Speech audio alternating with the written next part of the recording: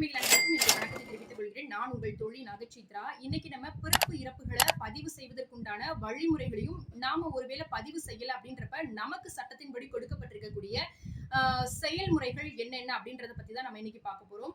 அதாவது ஒரு school admission போடுறோம் அப்படின்றப்ப இன்னைக்கு பர்த் சர்டிபிகேட் ரொம்ப முக்கியமானதா கருதப்படுது. அது மட்டும் இல்ல, நீங்க ஃபியூச்சர்ல ஒரு பாஸ்போர்ட் போடுறீங்க அப்படின்னா கூட அதுக்கும் பர்த் சர்டிபிகேட் ரொம்ப முக்கியமானதா இருக்கு. சட்டத்தின்படி நீங்க ஒரு இந்திய குடிமகன் அப்படின்றதுக்கான ஒரு அத்தாட்சியாகவும் பர்த் சர்டிபிகேட் தான் இருக்கு. அதே நேரத்துல டெத் சர்டிபிகேட், இறப்பு சான்றிதழ் அப்படின்றது ஒருவருடைய அந்த சொத்துல வாரிசு அப்படின்ற ஒரு அதிகாரத்தை கொடுக்கக்கூடியதாகவும் வாரிசு உரிமைகளை தீர்மானிக்கக்கூடியதாகவும் இந்த இறப்பு சான்றிதழ் மூலமாக தான் அவங்களுக்கு உண்டான விஷயங்களை பெற்றுக்கொள்ளக்கூடிய வழிவகையானது சட்டத்துல இருக்கு. அதனால இறப்பு சான்றிதழ் அப்படின்றதும் ரொம்ப முக்கியமா இருக்கு. சோ இந்த இரண்டு சான்றிதழ்களையும் பெற்றுக்கொள்வது இப்போ இருந்து முக்கியமாக்கப்பட்டுச்சு அப்படின்னு பாத்துட்டீங்கன்னா ஜனவரி 1, 2000 ஆண்டுல இருந்துதான். ஆனா இந்த சட்டம் 1969 ஆண்டே கொண்டு வரப்பட்டுச்சு.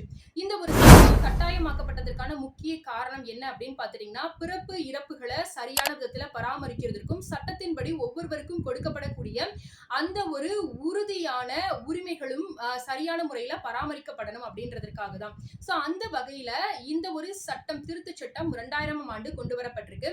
அதன்படி 15 ஆண்டுகளுக்கு முன்னதாக பிறந்தவர்களுக்கும் இறந்தவர்களுக்கும், அதே போல இந்த 2000 ஆண்டிற்கு பின்னதாக, அதாவது 2015ற்கு உள்ளாக பிறந்து இறந்தவர்களுக்கு ஒரு குறிப்பிட்ட அளவிலான காலதாமத கட்டணமானது செலுத்திவிட்டு அவங்களுக்கு உண்டான பிறப்பு இறப்பு சான்றிதழ்களை பெற்றுக்கொள்ளலாம்.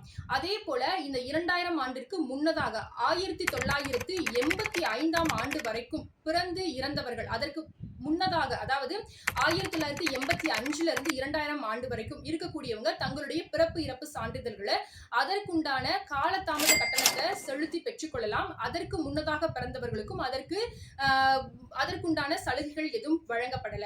சோ அந்த வகையில பார்க்கும்போது என்ன அப்படின்னு பாத்துட்டீங்கன்னா, இந்த காலதாமத கட்டணமானது மினிமமா பாத்துட்டீங்கன்னா ஒருவர் பிறந்த அல்லது இறந்த 21 நாட்களுக்குள்ளாக அந்த ஒரு பதிவானது அந்த விஓஓ ஆபீசர் இடத்துல கொடுக்கப்பட்டிருக்கணும். ஒருவேளை அவங்க பண்ணல அப்படின்ற பட்சத்துல அந்த ஒரு 21 நாள்ல இருந்து 30 நாட்களுக்குள்ளாக ஒரு குறிப்பிட்ட காலதாமத கட்டணமானது வசூலிக்கப்படுது. அதாவது 100 ரூபாயில இருந்து அந்த காலதாமதங்களுக்கு ஏற்ற வகையில அந்த ஒரு கட்டணமானது அதிகரித்து கொண்டே வருகிறது.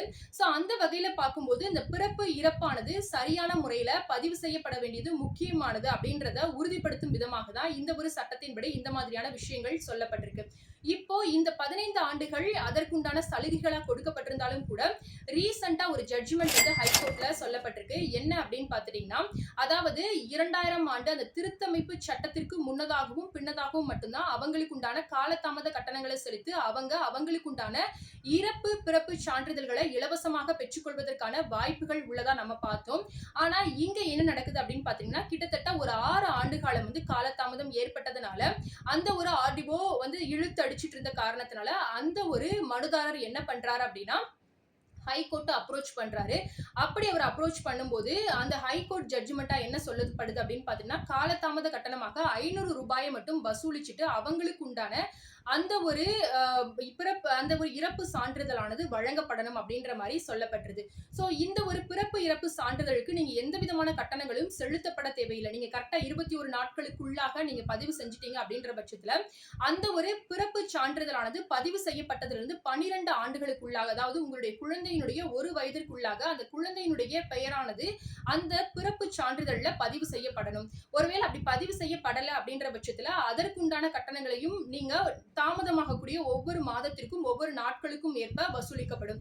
சோ அதே போல இன்னொரு விஷயம் என்ன அப்படின்னு பாத்தீங்கன்னா, இந்த ஒரு இறப்பானது சரியான விதத்துல பதிவு செய்யப்படல அப்படின்றப்ப அதற்குண்டான கட்டணங்களும் வசூலிக்கப்படுது. ஒன்ஸ் நேம் ரெஜிஸ்டர் பண்ணிட்டோம், அதுக்கப்புறமா நேம் சேஞ்ச் பண்ணணும் அப்படின்னா அதுக்கு என்ன பண்றது அப்படின்னு சொல்லிட்டு நிறைய நேரங்கள்ல நம்ம முழிச்சிட்டு இருப்போம். சோ அதற்குண்டான வழிவகைகளும் இந்த சட்டத்திலே சொல்லப்பட்டிருக்கு. அதாவது நேம் சேஞ்ச் பண்ணணும் அப்படின்றவங்க அந்த டாக்குமெண்ட்டை மொத்தமா திருத்தி அமைக்கவோ அதை அழிக்கவோ முடியாது. ஏன்னா ஒன்ஸ் ரெக்கார்ட் ஆச்சுன்னா ரெக்கார்டு தான். பட் அதுல சில மாற்றங்களை கொண்டு வருவதற்கு 2 நம்பிக்கைக்குரிய நபர்களினுடைய சான்றுகளானது, அதாவது சாட்சிகளானது வழங்கப்படலாம் அப்படின்னு சொல்லப்படுறாங்க. சோ அப்படி வழங்கப்படக்கூடிய சாட்சிகளுடைய உண்மைத்தன்மையை ஆராய வேண்டியது அந்த பதிவு செய்யக்கூடிய அலுவலருடைய கடமை அப்படின்னு சொல்றாங்க. அது மட்டும் இல்லாம அந்த பதிவு செய்யக்கூடிய அலுவலருடைய எழுத்துப்பூர்வமான சான்றிதழும் முக்கியம் அப்படின்னு அப்படின்னு சொல்லப்படுது. ஒன்ஸ் வந்து சேஞ்ச் பண்ணிட்டோம் அப்படின்னா மறுபடியும் சேஞ்ச் பண்ணணும் அப்படின்னா அதற்குண்டான முழுமையான ஆவணங்கள் சமர்ப்பிக்கப்படணும். சோ அப்படி சமர்ப்பிக்கப்படக்கூடிய ஆவணங்கள்ல எந்த விதமான மாற்றங்களோ திருத்தங்களோ இல்ல, அதனுடைய உண்மை தன்மைகள் எல்லாமே சரியான விதத்துல தான் இருக்கு அப்படின்றதும் உறுதி செய்யப்படணும் அப்படின்னு சொல்லப்படுது. சோ இந்த ஒரு வீடியோ உங்களுக்கு யூஸ்ஃபுல்லா இருந்தது அப்படின்னா உங்க ஃப்ரெண்ட்ஸ் அண்ட் ஃபேமிலிஸ்க்கும் ஷேர் பண்ணுங்க. மறக்காம சேனலை சப்ஸ்கிரைப் பண்ணுங்க. அதாவது பிறப்பு இறப்பு அப்படின்றது ரொம்ப முக்கியம். அதே நேரத்துல உங்களுக்கு உண்டான உரிமைகளை இந்த நாட்டு குடிமகன் தான் அப்படின்றத உறுதிப்படுத்துவதற்கும் உங்களுடைய வாரிசுரிமைகளை உறுதிப்படுத்துவதற்கும் உண்டான அந்த ஒரு அத்தாட்சி ஆவணமாக தான் சட்டம் இதை வந்து உங்களுக்கு கொடுத்திருக்கு. சோ இந்த ஒரு வீடியோ உங்களுக்கு யூஸ்ஃபுல்லா இருந்தது அப்படின்னா உங்க ஃப்ரெண்ட்ஸ் அண்ட் ஃபேமிலிஸ்க்கும் ஷேர் பண்ணுங்க. இது போல வேற என்ன பதிவுகள் உங்களுக்கு வேணும் அப்படின்றதையும் கமெண்ட்ல சொல்ல மறக்காதீங்க. நன்றி.